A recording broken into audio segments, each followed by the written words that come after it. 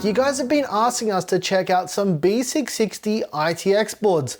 The only problem is they've been very, very hard to get until now. But before that, make sure you hit that little subscribe button to subscribe to the channel because, you know, if you want to see awesome videos like this is what we do here. So today we're checking out the Gigabyte B660i Aorus Pro DDR4.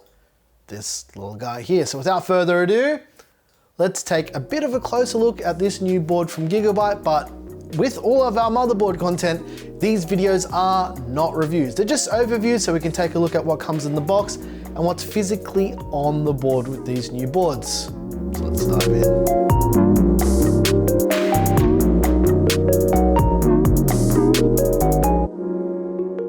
Here it is, ladies and gents, the Gigabyte B660i Aorus Pro DDR4, but let's do what we usually do. Let's get the motherboard out of the box so we can take a bit of a closer look at everything that comes with this new ITX board from Gigabyte for Intel's 12th gen CPUs. First up, we've got these PWM breakout cables. Now, these are designed to save surface area on the motherboard, but to be honest, I don't really like these because recently I've had a bunch of these break. So Gigabyte, please put normal PWM connectors back on the boards. Okay, there's also two SATA or SATA cables for your 2.5-inch SSDs or your spinning rush drives.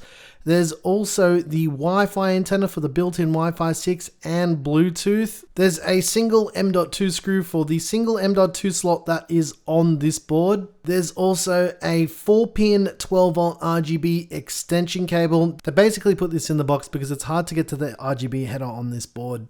There's Gigabyte's warranty commitment card. Now this will be different depending on the region that you get your board. This is a retail version from Australia, so that's what it looks like here. And last but not least, the B660i Aorus Pro DDR4 manual. Now, this is to help you find out where everything is on the board, what everything is, and how to do some simple BIOS configuration. But let's unsheath this new B660i board from Gigabyte so we can take a bit of a closer look at everything on the board. We've got the front panel header for all your lights and all your switches to let you know your system's up. There's a USB 2.0 front panel header. There's also a USB Type-C front panel header.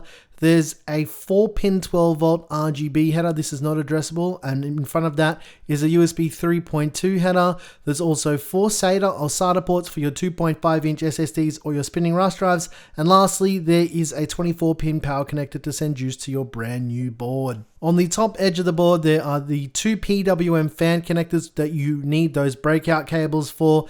There's also a full-size PWM fan header and an 8-pin EPS power connector to send juice to your brand new 12th gen Intel CPU. Towards the PCIe slot, there's a front panel audio header hiding back there, and there's also a 3-pin 5-volt addressable RGB header as well. There's also a full by 16 PCIe Gen 4 slot down there as well for your graphics card. Let's pop the socket open on the LGA 1700 socket, just in case you've never ever seen this before. It is different to Intel's older sockets, and if we take a bit of a closer look, you will notice that there is a lot more contact pins inside this new socket. It's also a physically larger socket too. This board has a 8+1+1 digital VRM setup with 90 amp power stages, and you can see that it's got very beefy heat sinks. The whole I/O cover is a heat sink, and there's also heat pipes that connect the heat sinks together. So there's one that connects the top heat sink to the one on the I/O cover, and then there's another heat pipe that connects that down to the chipset and M.2 cooler. If we flip the board over, you can see that it's got a full cover backplate, which is an Aorus thing to do on their ITX boards. Most other boards, you probably won't see it like this. For memory support, it supports 2 DDR4 RAM modules, overclockable up to 5333 mega transfers with a total of 64 gigs of RAM. All right, let's pop off the M.2 heatsink so we can take a little bit of a closer look at the M.2 slot on this board. There's actually 2 heatsinks, one's for the chipset, one's for the M.2. Anyway, it's got a single PCIe Gen 4 M.2 slot underneath those heatsinks. So yeah, just a single slot on this board, nothing more, nothing less. For rear I/O, we've got a USB 3.2 port, a USB 3.2 Type-C port, 2 USB 2.0 ports, some more USB 3.2, a display port, HDMI 2.0, not 2.1, the Q flash button. We've got some 2.5 gigabit Ethernet, some more USB 3.2, the antenna connectors for the built-in Wi-Fi 6, a line-out jack, a microphone jack, and optical/SPDIF output for your audio, as well as an integrated I/O shield.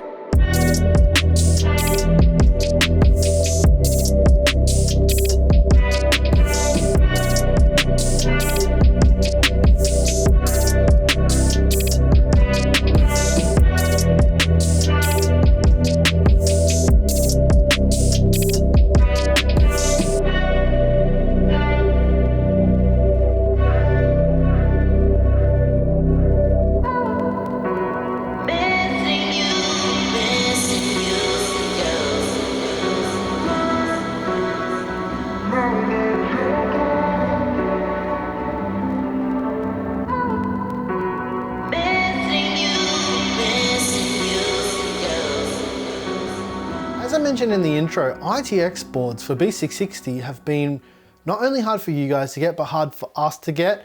The stock just hasn't been there. In fact, this has been the story with most B660 boards since January. So we've only got a handful of them because those are the ones that are available. All the cool stuff and all the more budget stuff still isn't here, but we're slowly seeing them start to trickle in. So we're going to be covering a bit more B660 stuff. Anyways, the B660i Aorus Pro DDR4, because this is the DDR4 version of the board. Now, as I mentioned, we've been waiting for this board to come since January. It only arrived yesterday, and because, as I mentioned, you guys have been asking us to look at these boards for so long, I was like, you know what? I'm going to give them exactly what they wanted, because I think this one is a bit more interesting than any of the Z690 stuff that I've seen, basically because it's got the same feature set essentially. The only thing really missing from these boards is PCIe Gen 5 and maybe an additional M.2 slot, but having single M.2 slots on ITX boards now seems to be the norm, and we're gonna see that more. The other thing with this board is because it's the B660 version, you're not really losing that much on the performance side. You are losing some of the chunky heat sinks, which makes it easier to fit coolers on. So I do like that. And as I mentioned in a couple builds that we did, especially with the Lian Li A4H2O build, the heat sinks on these ITX boards for the M.2s and the chipset is just getting ridiculously large. And with the B series boards from Intel and AMD, those heat sinks are much smaller, which is something that I can totally get behind.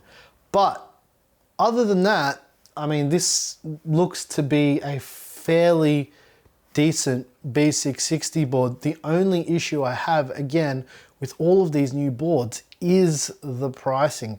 Because if you're interested in the Gigabyte B660i Aorus Pro DDR4, they're going for around 275 US dollars, or around 349 Aussie dollars at the time of filming this video. Obviously, that's subject to change over time because boards do get cheaper over time, but right now, they're looking like a fairly expensive option. And I'm only saying this because if we look back to Z490 and even B550 boards, they were cheaper than this at launch for most of those boards, right? Even Z490 was cheaper than B660. So the trend of prices for these small boards is forever going up, but if you're a small form factor or ITX enthusiast, I'm sure you'll be happy to pay that money, because the smaller you go, the more expensive it costs. It's kind of like the world is flipped on its head with pricing with smaller stuff. And if you like this video, do yourself a favor,